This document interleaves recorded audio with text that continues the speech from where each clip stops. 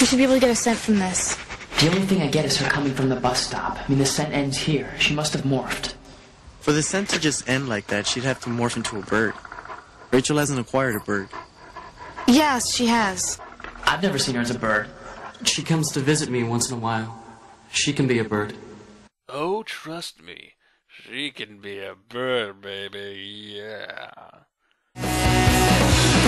Television, new religion, and everyone sing hallelujah. Politicians don't wanna listen, they only wanna make money out of you.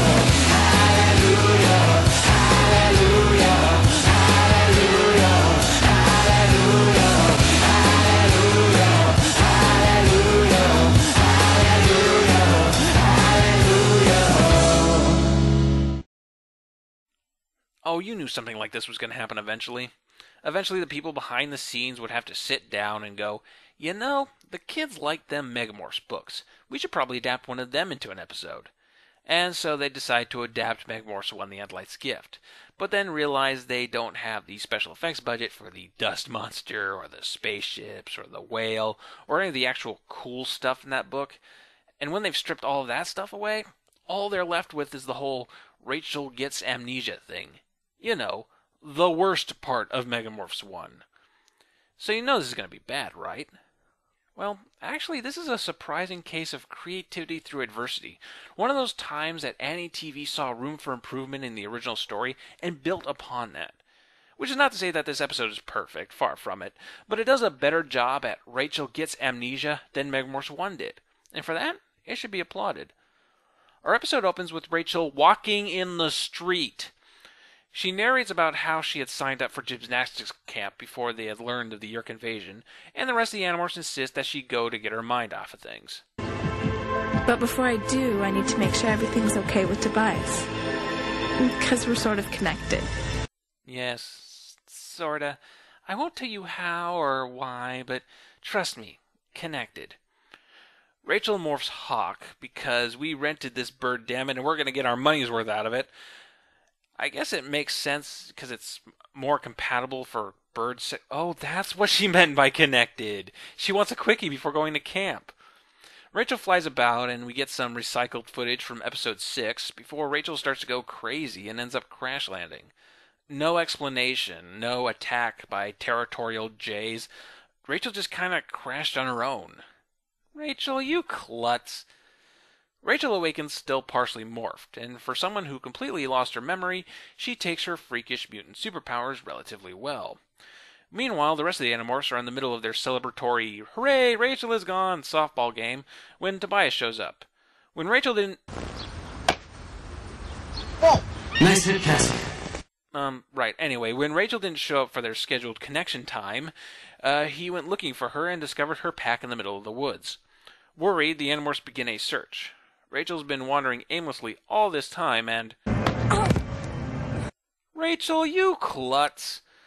Anyway, Rachel comes across an old rundown house and goes inside while someone watches her from the woods. Inside, Rachel decides the first thing to do is to eat whatever random food happens to be sitting out. Yum! Weak old Cheerios and milk. Rachel then discovers a jar with what appears to be an overstuffed jalapeno pepper inside, causing her to flash back to completely new footage of her struggling in the Yeerk pool back in episode 7. So you could afford to shoot new footage on the Yeerk pool set, but you couldn't use a B-reel for the flying scene earlier. Rachel wanders into a back room where she gets locked in by a crazy lady. Please, let me out. It's not what you think. I was just messing with your stuff and eating your food. This is Fran, played by Barbara Gordon, who's been in a lot of stuff, none of which I've seen, except for CubeTube Hypercube. Fran's a bit psycho and believes Rachel to be controller. Fran was apparently a controller herself at one point, though we never learn how she managed to escape. Fran and the mystery around her is the central piece of this episode, and it offers a nice expansion on the character that was essentially a one-note filler thing in the book. You really want to know more about her. Yeah, she is a bit silly, but still way more engaging than her book counterpart, and that right there is an enormous improvement. The Animorphs attempt to track Rachel down bloodhound style, but that proves fruitless. But in good news, Marco has successfully transformed his hair into a solid piece of plastic. Please help me. I just want to find my family. I know your family.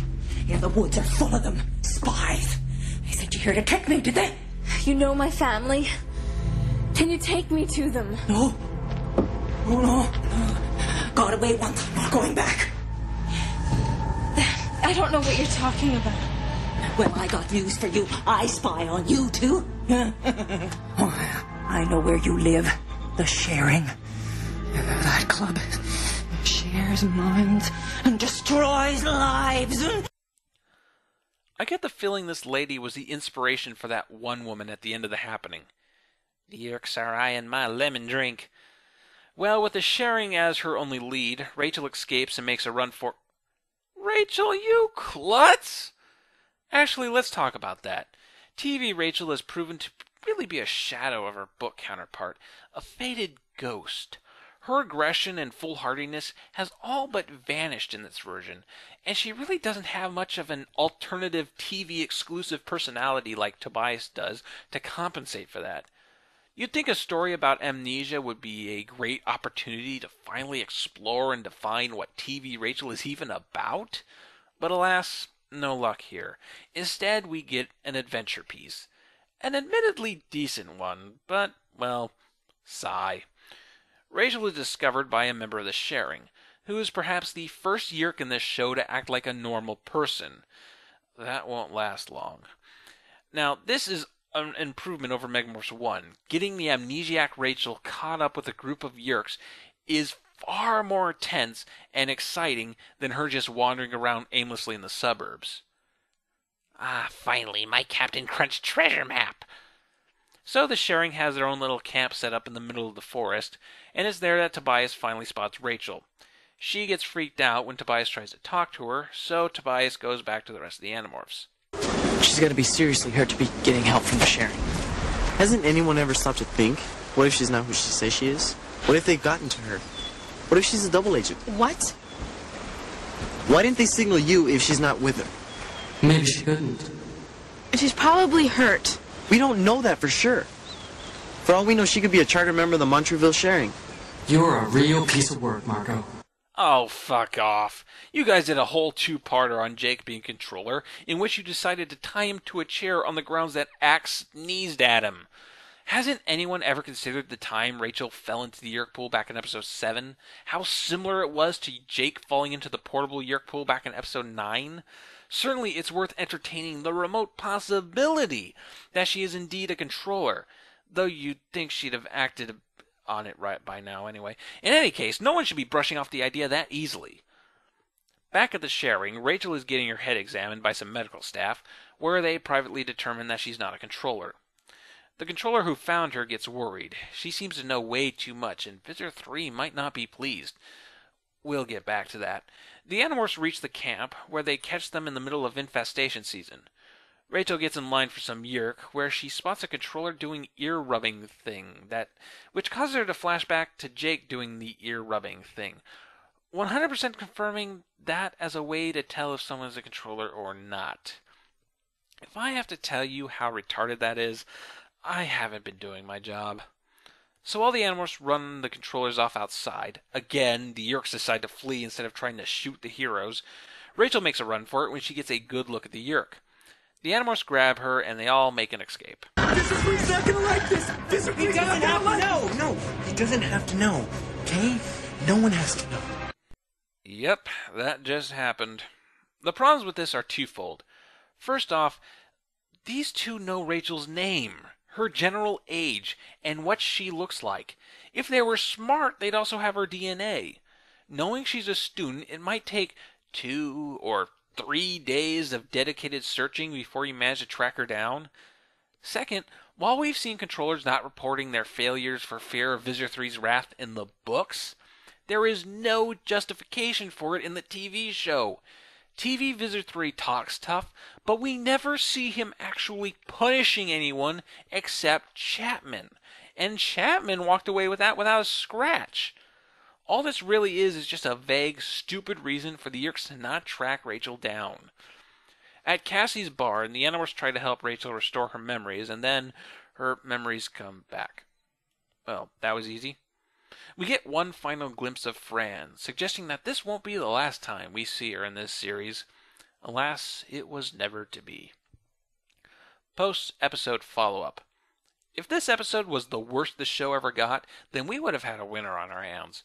It's really flawed. Fran is a bit too over the top, and the excuse the Yeerks give to not pursue Rachel is fucking dumb, but it's still a better episode than most. Part of the reason for that was that it managed to generate genuine tension in Rachel's situation, taking advantage of the amnesia idea to provide a story that might not have been possible otherwise. Despite my problems with TV Rachel as a character, this is one of Brooke Nevin's finer performances on the show. She really seems genuinely confused and disoriented, though her tell of her rubbing her head like she has a migraine thing, that was a bit much, but that might have been the director, I don't know. As stated, this marks one of the few times the TV show did something better than the book, and I wish they kept up this kind of creativity. I give The Forgotten a 7 out of 10.